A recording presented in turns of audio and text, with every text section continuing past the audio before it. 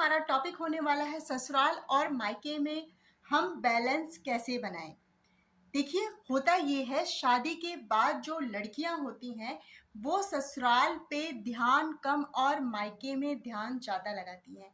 ऐसे में होता ये है कि आप ससुराल के बिल्कुल दूर होते चले जाते हैं और मायके के तो पहले से ही करीब होते हैं और करीब ही रहते हैं।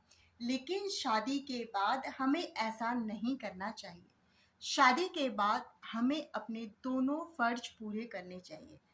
मैं तो ये बोलती हूँ कि शादी के बाद जो हमारा ससुराल होता है वो हमारा अपना घर होता है, अगर हम उसको माने तो जो ससुराल होता है हमें वहाँ पर ध्यान देने की ज़्यादा ज़रूरत होती है, क्योंकि वहाँ पर हमारे सारे रिश्ते नए होते हैं। हमें वहाँ पर जितने भी लोग होते हैं वो सब नए मिलते हैं, नया चेहरा होता है, नए रिश्ते होते हैं। और जो रिश्तों की डोर होती है वो भी बहुत ज़्यादा कच्ची होती है, और अगर हम कच्ची डोर को ज़्यादा खींचेंगे तो डोर टूट जाएगी। बेशक आप बाद में उसमें गांठ लगा के उसको जोड़ लीजिए, लेकिन गांठ तो पड़ ही जाएगी। तो हमें यहाँ पर करना ये चाहिए, ठीक है, हम मायके को नहीं भूल सकते जहाँ पर हम पले बड़े, और हमारे माँ बाप, हमारे भाई बहन, सारे रिश्ते हमारे वहाँ पर होते हैं और वो लोग हमें ज़्यादा अपने लगते हैं बजाय ससुराल के लोगों से। लेकिन हमें शादी के बाद अपना ये फ़र्ज नहीं भूलना चाहिए। जैसे हम मायके में होती हैं लड़कियां, मान लीजिए अभी आप अनमैरिड हैं और आप अपने मायके में रह रही हैं, तो आप अपनी भाभी से क्या उम्मीद करती हैं? यही उम्मीद करती है ना कि वो आपको अपना माने, अपनी छोटी बहन की तरह माने, आपको बहुत ज़्यादा प्यार करे, बिल्कुल अच्छे तरीके से रहें और आपकी सारी बात माने और आप भी उनकी सारी बात माने। तो शादी होने के बाद ठीक वैसे ही आपकी भी कोई ननद होगी तो आपको भी उसके साथ वैसे ही रिश्ते रखने चाहिए। आप ये सोचती हैं कि मेरी भाभी मेरी माँ के साथ बहुत अच्छा व्यवहार करे। क्या आप ससुराल में अपनी सास के साथ अच्छा व्यवहार करती हैं? आप सोचती हैं कि मेरी भाभी मेरी साथ सारी बात माने, तो क्या आप ससुराल में अपनी ननद की सारी बात मानती हैं? नहीं ना।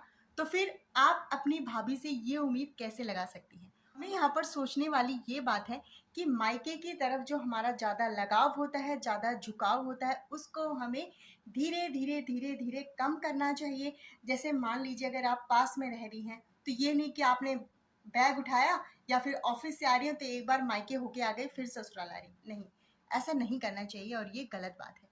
और धीरे धीरे आप जो है अपने मायके की आदत को छोड़िए और अपने ससुराल में रहने की आदत लगाइए और वहाँ के सारे रिश्तों को आप अपनाइए। जब आप ऐसा करेंगी तो धीरे धीरे आप देखेंगी आपका ससुराल में मन लगने लगेगा और ससुराल और मायका दोनों में एक बैलेंस हो जाएगा। और अगर आप मायके में शादी के बाद चाहती हैं कि आपकी उतनी ही इज्जत हो जितनी शादी के पहले होती थी, तो माय डियर फ्रेंड, आपको करना ये पड़ेगा कि ज़्यादा अपने मायके की बातों में इंटरफेयर करना बिल्कुल ही बंद कर दीजिए। वहाँ पर आप अपनी मत चलाइए। वहाँ पर आपकी भाभी हैं, डिसीजन लेने के लिए आपके भाई हैं, आपके माँ बाप हैं। आप अपने फैसले वहाँ मत थोपिए। आपको लगता है कि आप अपने मायके वाले को अच्छा राय मशवरा दे सकती हैं, अगर वो पूछते हैं तो तो ही दीजिए।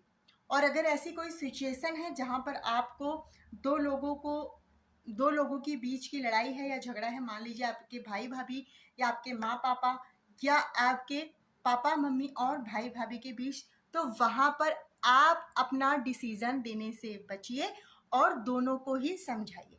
अगर आप माँ बाप की तरफ रहेंगे तो फिर भाई भाभी को बुरा लगेगा और फिर वो हमेशा के लिए आपसे दूरियां बना लेंगे। हमें मायके जाने से जैसे बेमतलब में कोई त्योहार भी नहीं है, कोई काम भी नहीं है, फिर भी हम अपने मायके जाके बैठ जाएं, ऐसे हमें बचना चाहिए। इससे हमारी इज्जत कम होती है। देखिए, शादी के बाद हमें एक समझदारी और करनी चाहिए। हमें हर छोटी छोटी चीज़ों पे, मान लीजिए आप कुछ सेलिब्रेट कर रहे हैं, छोटा मोटा बर्थडे है, तो उसमें आप अपने माइक पूरे खानदान या पूरे मायके वालों को मत बुला लीजिए। ऐसे अच्छा नहीं लगता। हर छोटे मोटे फंक्शन में मायके वालों को शामिल नहीं करना चाहिए जब आप उस घर में एकदम से नए गए हैं, अभी आपकी नई शादी हुई है। और ऐसे करने से क्या होता है कि अगर मान लीजिए आप मेहमान की, आपने अपने भाई भाभी की अच्छी सी देखभाल नहीं करी, अच्छे से उनको ट्रीट नहीं किया, आपने ज़्यादा गेस्ट बुला लिया, उसमें आप उनको देखना ही भूल गई, तो उनको भी बुरा लगेगा, बाद में आपको भी पछतावा होगा। इसलिए हमें ऐसे छोटे मोटे फंक्शन को खुद ही सेलिब्रेट कर लेना चाहिए और सारे मायके वालों को इकट्ठा नहीं करना। कुछ रिश्ते जो हैं बेमतलब के होते हैं और वो रिश्ते निभाने नहीं चाहिए। जैसे कि मान लीजिए आप अपने मायके में गई और वहां पर आप अपने सगे भाई भाभी को, जिसने आपके लिए सब कुछ किया, छोटे से लेके आपको बड़े किया, हर एक खर्चा आपका उठाया, हर एक नखरे आपके उठाए, और आपने क्या किया, शादी होने के बाद आपने अपने सगे भाई भाभी से ज़्यादा जो पड़ोस के भाई भाभी हैं, जिसने आपके लिए कभी भी 1 रुपया खर्चा नहीं किया, आप उसको ज़्यादा तवज्जो देंगे। तो उससे जो आपके अपने रिश्ते होते हैं ना, वो कभी कभी सदा के लिए खत्म हो जाते हैं। और ठीक उसी प्रकार से फ्रेंड, हमें ससुराल में भी करना चाहिए। जहां हमारे सास ससुर को, हमारे हस्बैंड को जो रिश्ते नहीं पसंद है, हमें बेवजह उनसे नमस्ते, आइए, आप आ जाइए, शाम की चाय पी लीजिए, ये सब काम नहीं करने चाहिए। बेवजह के रिश्ते जोड़ने से बचना चाहिए, चाहे हम वो ससुराल में हो या फिर मायके में हो, क्योंकि ऐसे रिश्ते जो होते हैं ना, हमारे अपनों के दिल में मन मुटाव ला देते हैं। और कभी कभी यह मन मुटाव इतना ज़्यादा हो जाता है ना, सदियों के लिए हो जाता है, और वो मन मुटाव भरता भी नहीं है। तो आपको नए रिश्ते जोड़ने से पहले अपने पुराने रिश्तों को जरूर संभालना चाहिए और बेमतलब के रिश्ते नहीं जोड़ने चाहिए। मायके में कोई छोटा मोटा फंक्शन है तो ये नहीं आप अपनी देवरानी जिठानी सबको, अपनी ननद, अपनी नंदोई, सबको लेकर कहाँ पहुंच गई, मायके। ऐसा भी नहीं करना चाहिए। तो ऐसे रिश्तों को हमें बैलेंस करके रखना चाहिए।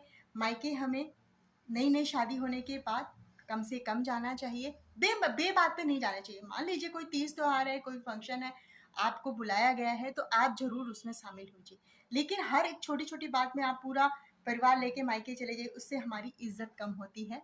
आप इस चीज़ को जान लीजिए। अगर हम बार बार मायके जाएंगे, मायके वालों को ससुराल और ससुराल वालों को मायके बुलाएंगे, तो उससे क्या होगा, हमारी पूरी इज्जत जो है डाउन हो जाएगी। और जो हमारा एक बैलेंस होता है ना, मायके और ससुराल को साथ में लेके चलने का, वो भी कहीं ना कहीं डगमगा जाएगा। तो मुझे उम्मीद है आपको ये छोटा सा वीडियो ज़रूर पसंद आया होगा। पसंद आए तो प्लीज़ लाइक कीजिए, शेयर कीजिए और मेरे चैनल को सब्सक्राइब करना ना भूलें। इसी के साथ मिलते हैं नेक्स्ट वीडियो में। बाय।